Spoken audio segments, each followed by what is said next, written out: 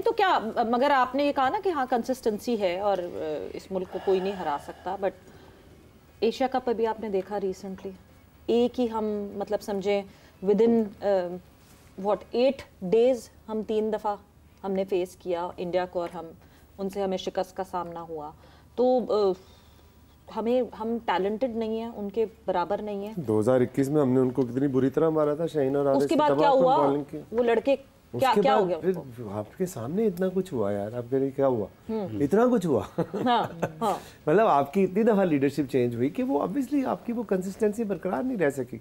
तो जो भी लीडर आया उसने अपने तौर पे वो फैसला करने की कोशिश की।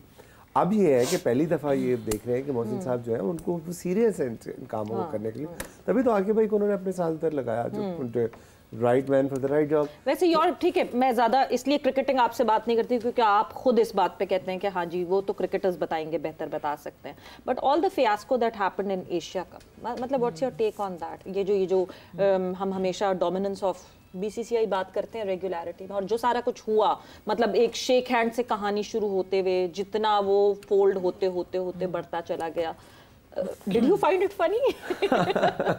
देखिए वो बात अगर इस पे उतर आई है इस हद तक लड़ना, तो फिर लड़ाई देखिए बात obviously spirit of the game के खिलाफ था, नहीं होना चाहिए था।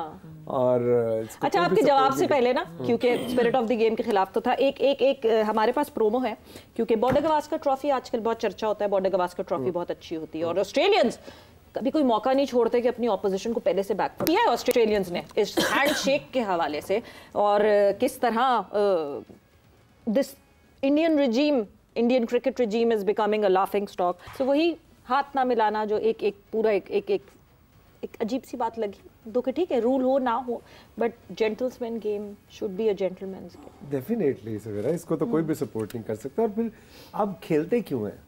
एंटरटेनमेंट के लिए खेलते हैं ना, लोग एंटरटेन होते हैं, ऑब्वियसली कोई जीतता है कोई हारता है, तो इसलिए थोड़ी खेलते हैं कि आप खेल के मैदान में आप दुश्मनी लेके आ जाए, टेंशन करें, स्ट्रेस हो जाए। लेकिन मैं समझता हूँ कि पाकिस्तान ने फिर भी बड़ा अच्छा फाइट बैक किया। अनफॉर्चुनेटली उस दिन हमसे वो नहीं हो सका, अदरवाइज तो काफी अरसा मैच हमारे कंट्रोल में ही था।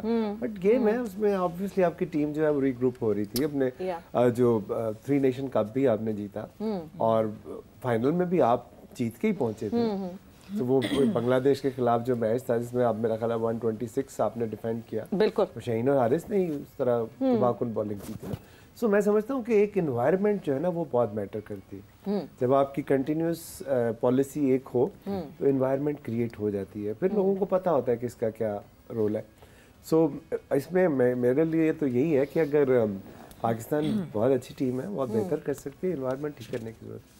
कंटिन्यूअस और कंसिस्टेंसी की जब बात करें, इरम कमिंग टुवर्ड्स यू, ये कंटिन्यूटी नहीं है हमारे बोर्ड में, इस वजह से हमें कंसिस्टेंट परफॉर्मेंसेस नहीं दिखती। मतलब कल ऐसा लग रहा था कि कोई और पाकिस्तान वुमेन टीम उतरी है। इससे पिछले जो मैचेस आपने देखे उसमें हाँ जी हमने चैलेंज किया ऑस्ट्रेलिया को, मुझे तो समझ नहीं आ रहा था कि अभी जब इंग्लैंड को चैलेंज किया तो खुशी मनाएं अभी कि अभी रुक जाएं, नीचे से आके कोई कैप्सी ना कर दे या कोई और ना कर दे वो रन्स क्योंकि हमने ऑस्ट्रेलिया के खिलाफ बड़ी खुशी मना ली थी। सो वो कंसिस्टेंसी हमें परफॉर्मेंसेज में क्यों नहीं दिख रही है? देखें, सबसे पहले तो क्रिकेट जो है वो एक माइंड गेम भी उसको इसलिए कहा जाता है कि आप जिस दिन आपने प्रेशर लिया आप उस दिन कुछ नहीं कर सकते। आप जब मेंटली आप प्रेशर में आ गए हैं तो आपको चाहे जितनी मर्जी क्रिकेट आती है आप कुछ नहीं कर सकते।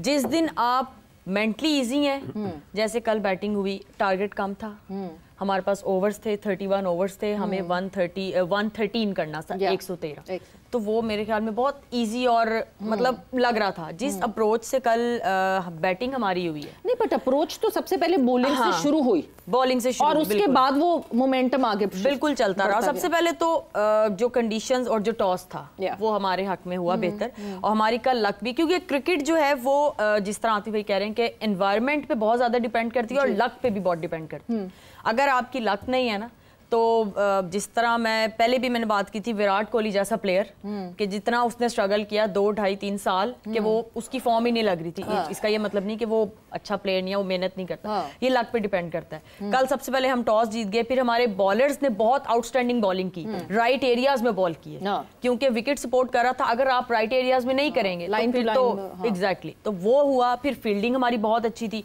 और जिस तरह कल इंग्लैंड को हमने खेला है, एक कह लें कि अनलकी था कि फैसला हमारे हक में नहीं हुआ, जबकि फॉर श्योर मतलब नजर आ रहा था कि ये मैच हमारा है और पहली जीत हमने मिलनी थी वर्ल्ड कप में, लेकिन शायद अल्लाह ताला को कुछ और मंजूर था। लेकिन ये जो कल हमने परफॉर्मेंस दी है, ये मुझे लगता है जो अब नेक्स्ट जिनके हमारे जिनके साथ अब मैचेस हैं, south Africa, New Zealand and Sri Lanka, इनको हम ऑलरेडी हरा भी चुके हैं बहुत दफा, तो मुझे लगता है उनको अभी थोड़ा सा डरना चाहिए। लेकिन जो आपने कंसिस्टेंसी की बात की है, अगर पाकिस्तान टीम अब इसी रिदम में और इसी मोमेंटम में रहेगी और इसी अप्रोच के साथ अगले नेक्स्ट मैचेस तीनों भी खेलेगी, तो तभी मुझे लगता है हमारी क्रिकेट जो वुमेन जो खेल रही है वर्ल्ड कप में, वो बेहतर से बेहतर होती जाएगी सिमिलर अप्रोच से। पर आतिफ साहब, जिस तरह आपने कहा कि आपने अलग अलग जगहों पे जब आपने जो है देखा और बहुत सारी लड़कियां भी आई और उन लड़कियों के टैलेंट को देखा, इस वक्त जब हम आईसीसी वुमेन्स वर्ल्ड कप में देखते हैं, ये लड़कियां एट द टॉप लेवल हैं, ये पाकिस्तान टीम को रिप्रेजेंट कर रही हैं, क्या जो बॉटम पे अभी आपने फ्रेश कोर जो लड़कियां देखी हैं, क्या वो बिल्कुल उनको कुछ भी नहीं आता, बहुत दूर है वो क्रिकेट से? कितना डिफरेंस था जो आपको यंग बडिंग लड़के मिले और यंग बडिंग लड़कियां मिली उनमें? देखिए, हमारे यहाँ ऑब्वियसली खवातीन तो उस तरह खेल की तरफ उनको जो है नहीं किया जाता सपोर्ट। 5 भाइयों की एक बहन होगी तो वो खेल रही होगी, वही ना।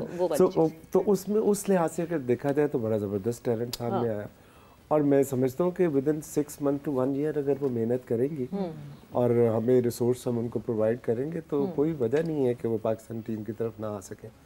प्रॉब्लम ये है कि हमने अभी इनके लिए वो फैसिलिटीज़ ही नहीं क्रिएट की ख़वातीन के लिए, फीमेल क्रिकेटर्स के लिए, तो हम उनसे दे कुछ नहीं रहे और एक्सपेक्ट इतना कुछ कर रहे हैं। सो असल चीज़ तो ये है कि देखें, जब आप, मुझे याद है कि जब हारिस आया 2017 में गुजरांवाला, तो इसका वेट था 72 या 73, तो 1 साल का इसको टारगेट मिला कि आपने 82 या 83 करना, 10 kg टू द डॉट। ओके, अब उसके लिए ऑब्वियसली आपको वो खुराक चाहिए, आपको 25-25 अंडे खाने हैं, आपको शनिवारी खाने हैं, सो वो उसने 1 साल में वो अचीव किया।